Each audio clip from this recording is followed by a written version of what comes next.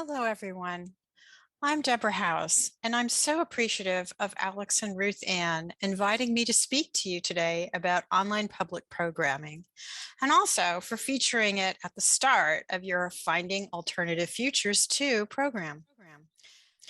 As a 30-year career museum educator and now consultant, I spend a lot of time helping cultural organizations design and manage transformational change.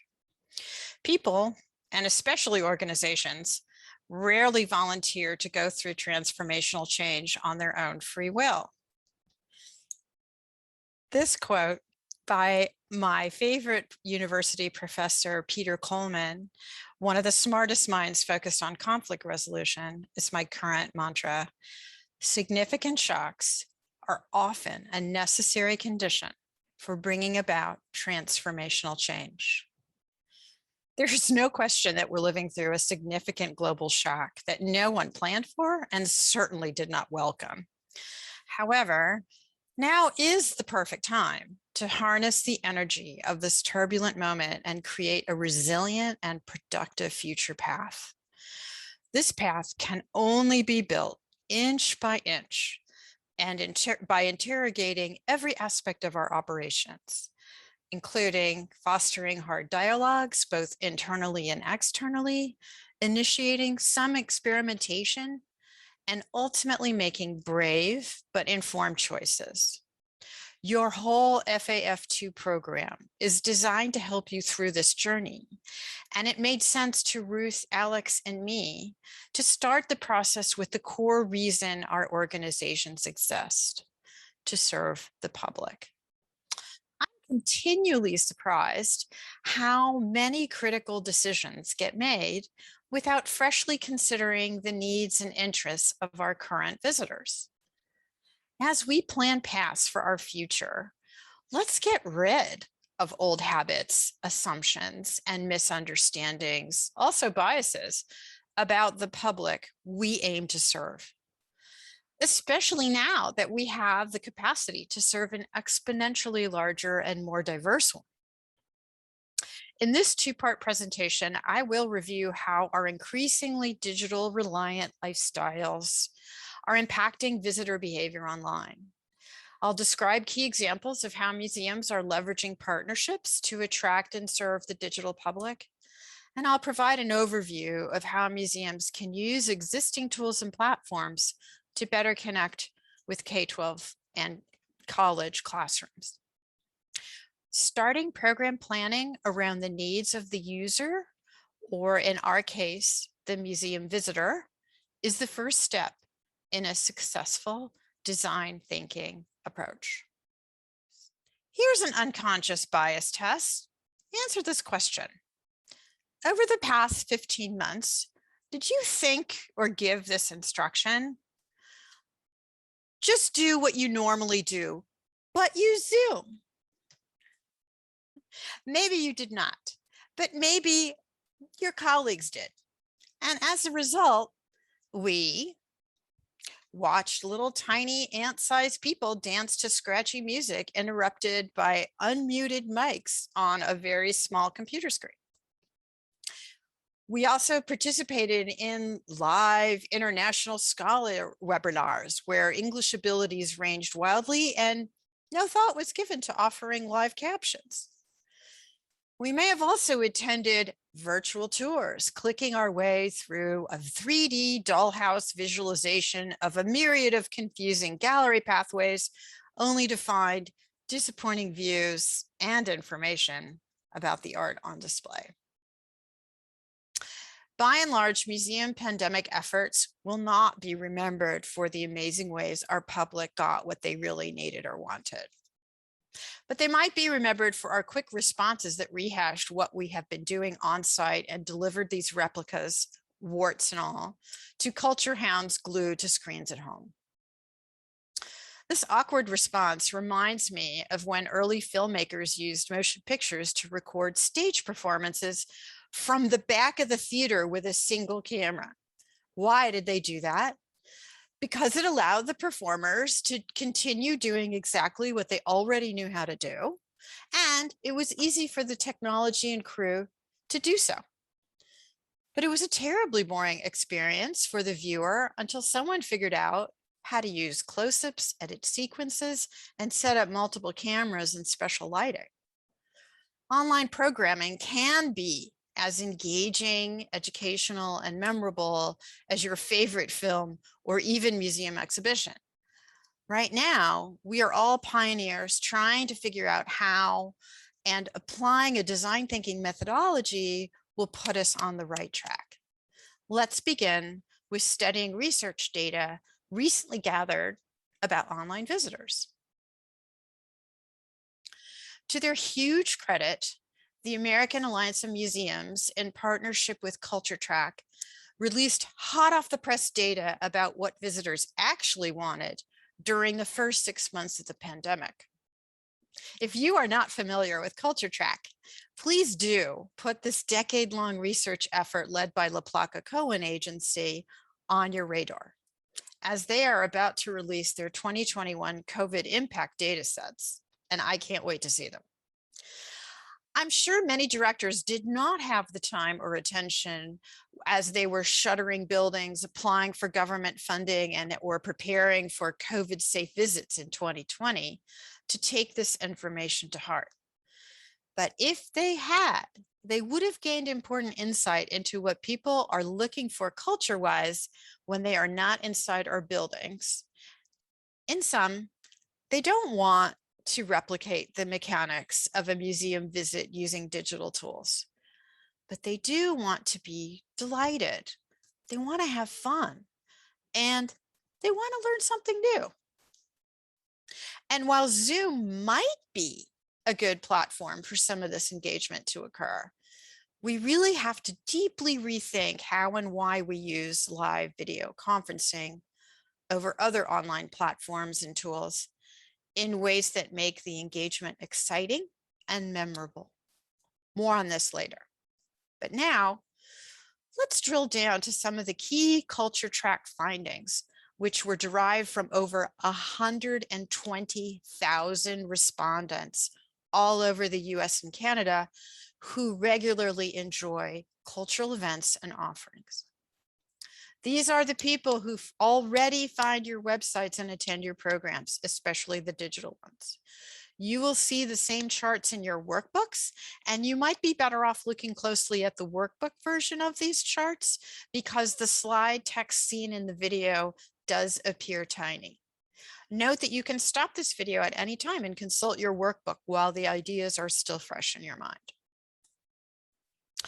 When Culture Track asked what these culture hounds needed at the start of the pandemic, they overwhelmingly said, access to the outdoors. Now, how many of you thought about that? Here we are making programs for screen consumption when our audiences are probably screen adverse and trying to get outside. Probably some of you have beautifully manicured grounds, but they may have been off limits during COVID restrictions. Did we think about tying our collections and or programming to an outdoor exploration or experience they could attend? Did any of us make podcasts you could listen to as you walked in a park? Well, maybe if you were a park, you might have thought of that, but most of us didn't go there.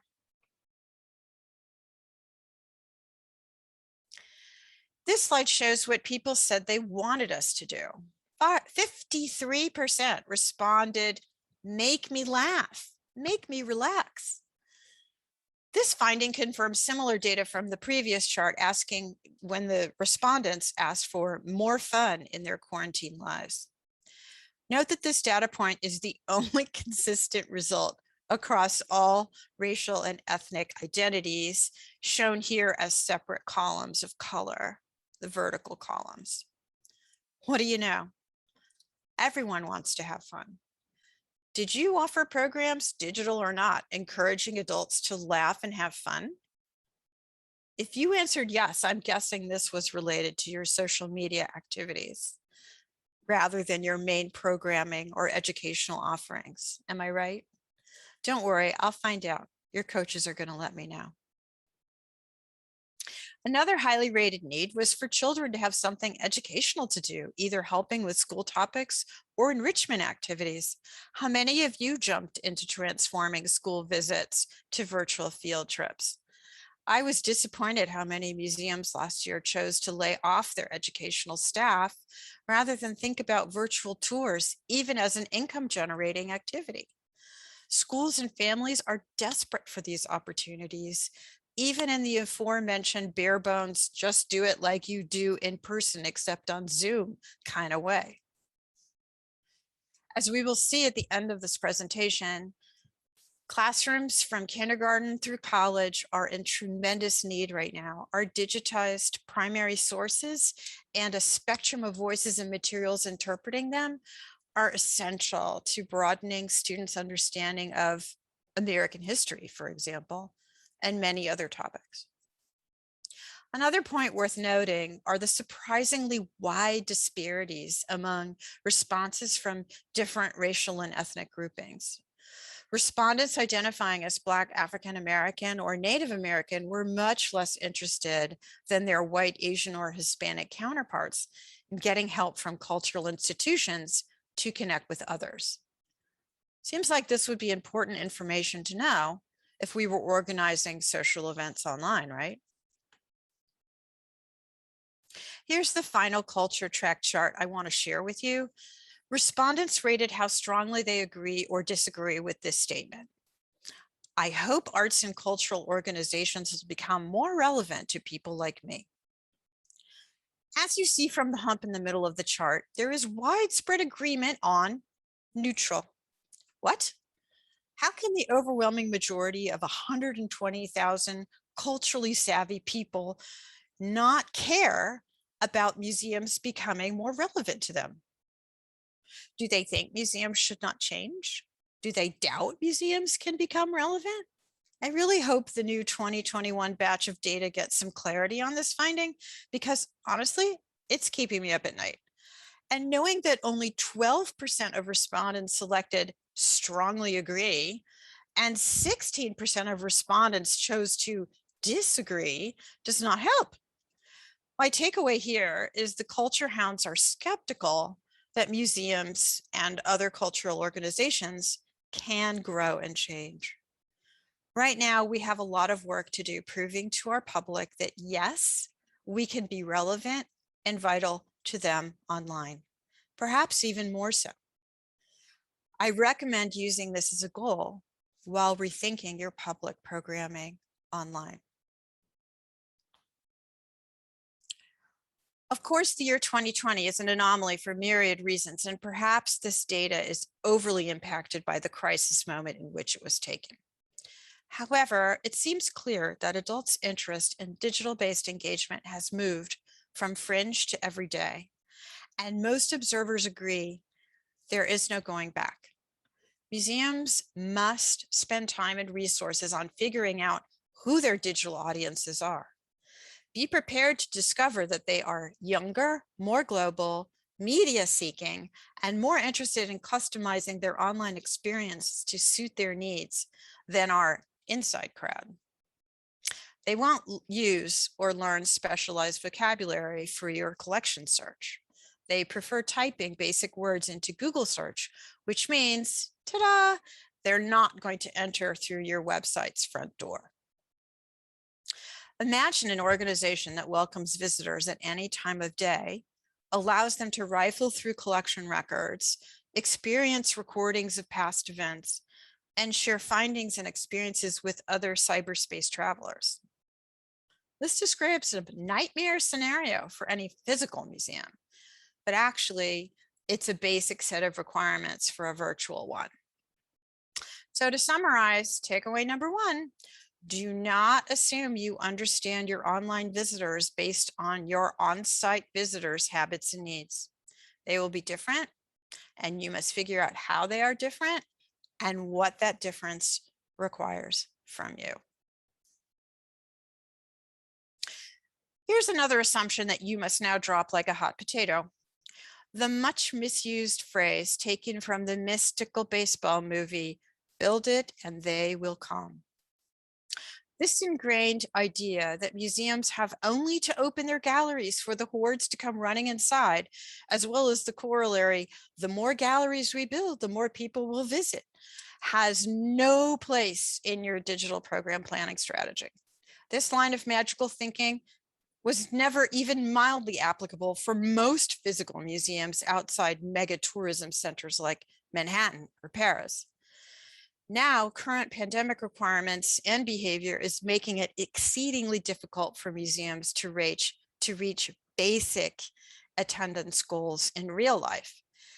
And even before COVID, the outlook on expected growth in visitors looking for exhibit-based experiences was predicted as being very small.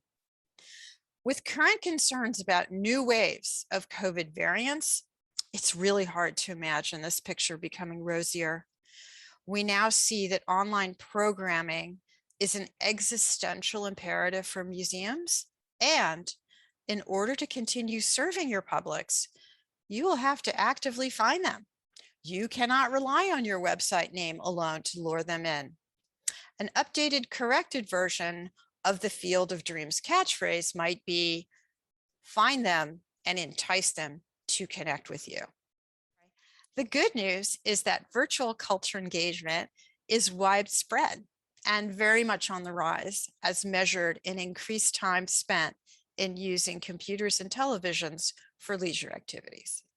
Take a look at this graphic compiled by Colleen Dillenschneider and notice that more people engaged with cultural organizations online during the pandemic than they did the year before in person, when organizations were actively welcoming guests without a deadly health interruption.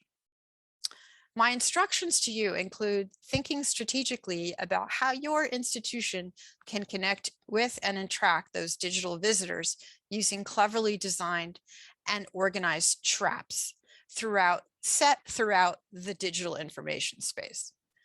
Most of you are already on social media, probably, but those messages are hard to control and become unpredictable.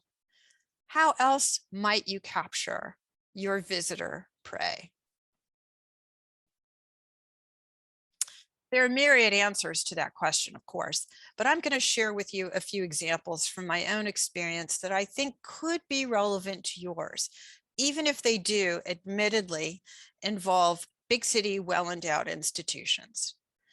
Way before COVID was born, digitally savvy museums like the Museum of Modern Art and the Metropolitan Museum of Art were experimenting with how to use digital platforms beyond their websites to attract and engage an expansive global online audience in very different ways and for distinct reasons. Let's start with MoMA, a museum with a long track record of digital innovation and the first art museum to develop online courses for lifelong learners all over the world. These learners wanted to do things like paint like an abstract expressionist artist, or watch recorded gallery tours from their homes with others as a kind of cohort as they went through these learning experiences.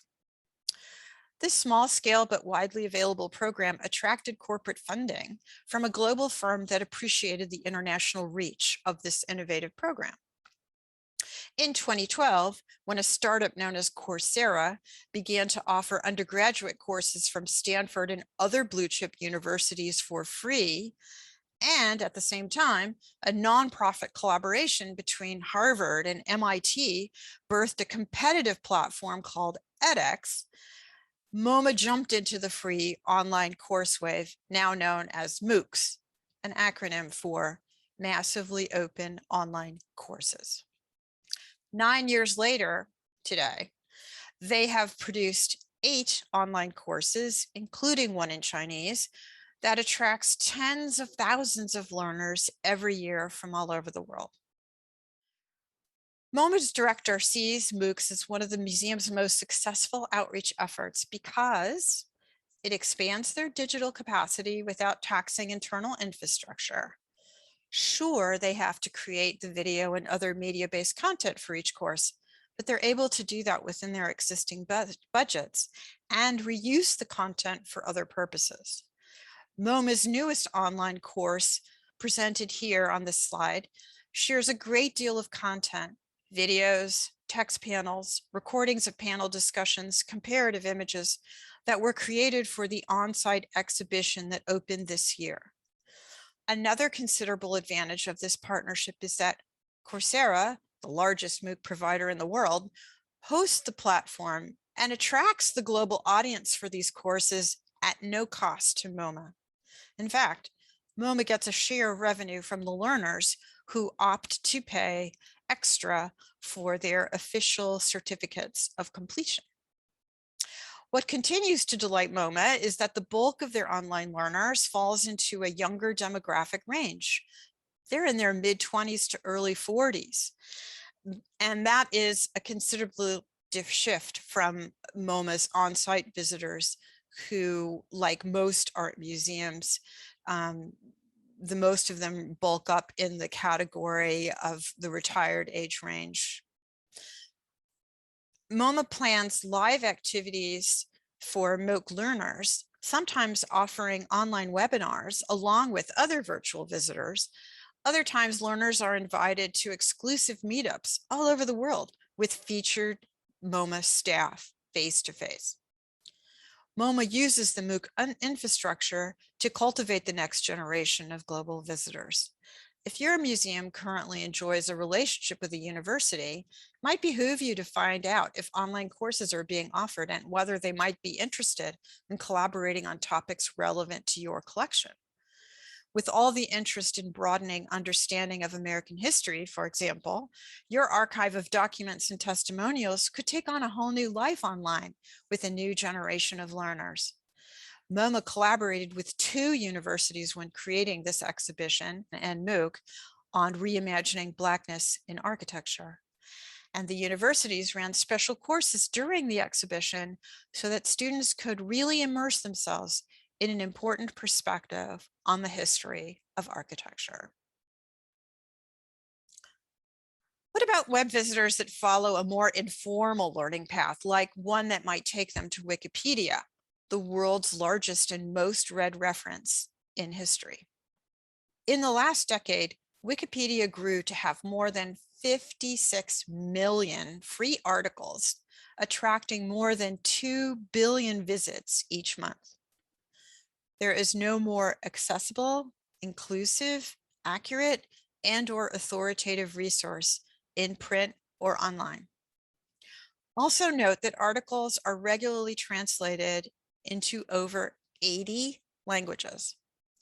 Museums like the Metropolitan Museum of Art are just beginning to figure out how to make this information oasis connect to their own digital content.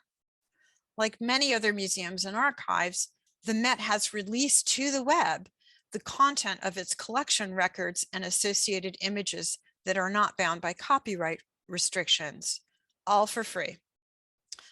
Turns out Wikipedia knew exactly what to do with this valuable data dump, and working together, the Met has increased traffic to its own website 1,000-fold just by associating Met objects and object images to Wikipedia records. These articles are often then prioritized for translation into other languages because they contain authoritative media like images of museum objects. As desirable sources of rich media content, all museums can forge this connection to the Wikipedia website, and Wikipedia will even help you to do so. These 2 examples underscore that partnerships are increasingly important to our digital success. Museums will never, ever be able to build a course website or an online encyclopedia to rival the quality and capacity of a MOOC platform like Coursera or top website like Wikipedia. And furthermore, why should we when we can instead collaborate in mutually beneficial ways? Your local college or university is a great place to start on your partnership research. Would they see a value in their students getting involved in digital content creation? The Philadelphia Museum of Art hosts fellows from a nearby university to translate museum research into Wikipedia articles on the local history of African American artists. I can tell you from my experience with the Johns Hopkins Museum Studies graduate program that there is a huge need right now for virtual internships. And most students looking for these digital relationships bring tremendous firsthand knowledge and experience about how digital content is best created, promoted, and served in various ways. To take these starter ideas, like develop a virtual internship for Wikipedia entries, and work them into a successful program plan, I highly recommend creating a value proposition. The planning and creation of a value proposition is a super important tool in reorganizing around a new capacity. The process requires you to intentionally gather and converse with your stakeholders to envision future opportunities as well as challenges that you must identify upfront if you really want to make the program happen. It may also reveal or invent workarounds or solutions that could be deployed should everything not proceed exactly as planned. And when do things ever go exactly as planned? When completed, this value proposition form that you will find in your workbook becomes a foundation for communicating about your project. I have never ever proposed a new digital project without receiving at least a handful of ideas about why something won't work. With a well-developed value proposition, I can anticipate many of these problems and describe a mitigation plan. Once the project is approved and underway, a value proposition transforms into a handbook for navigating treacherous waters and keeps the project moving forward. The value proposition plays a key role in building my resilience as a leader.